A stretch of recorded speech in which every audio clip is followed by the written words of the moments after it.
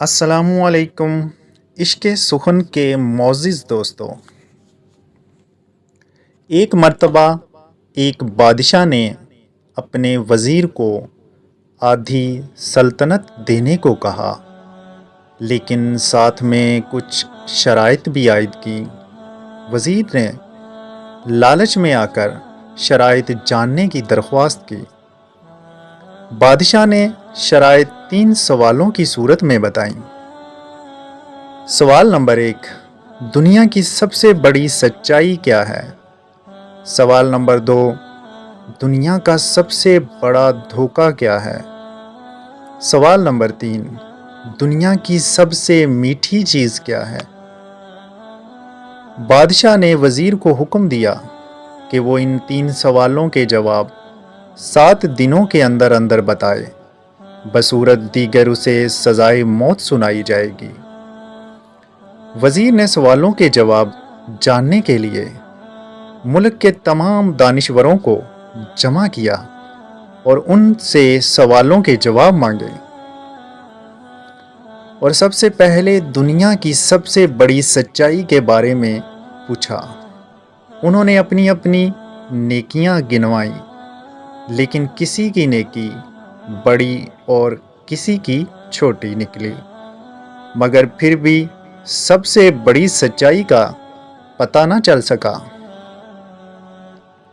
اس کے بعد وزیر نے سب سے بڑا دھوکہ جاننے کے لیے کہا، تو تمام دانشور اپنے دیے ہوئے فریب کا تذکرہ کرتے ہوئے سوچنے لگے کہ کس نے کس کو سب سے بڑا دھوکہ دیا ہے۔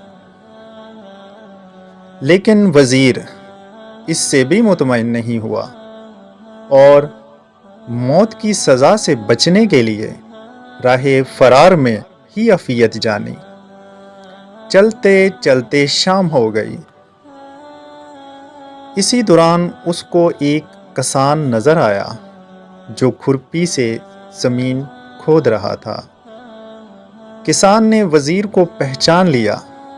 وزیر نے اس کو اپنی مشکل بتائی، جسے سن کر کسان نے اس کے سوالوں کے جواب کچھ یوں دیے: دنیا کی سب سے بڑی سچائی موت ہے، دنیا کا سب سے بڑا دھوکہ زندگی ہے۔ تیسرے سوال کا جواب بتانے سے پہلے کسان نے کہا، میں اگر تمہارے سارے سوالوں کے جواب بتا دوں تو مجھے کیا ملے گا؟ سلطنت تو تمہارے ہاتھ آئے گی۔ یہ سن کر وزیر نے اسے 20 گھوڑوں کی پیشکش کی اور اس سے ہی استبل کا نگران بنانے کی بھی پیشکش کی۔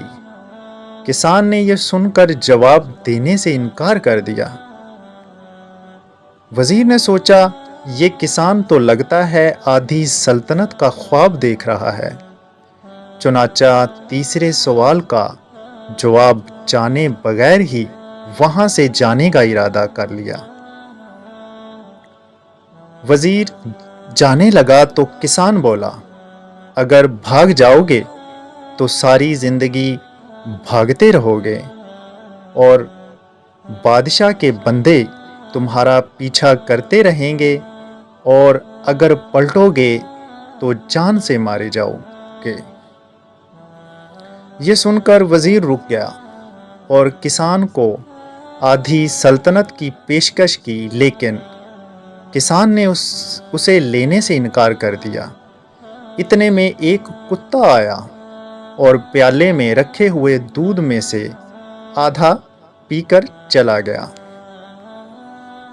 کسان نے وزیر سے کہا، مجھے آدھی سلطنت نہیں چاہیے، بس تم اس پیالے میں بچے ہوئے دودھ کو پی لو تو میں تمہارے تیسرے سوال کا جواب بتاؤں گا۔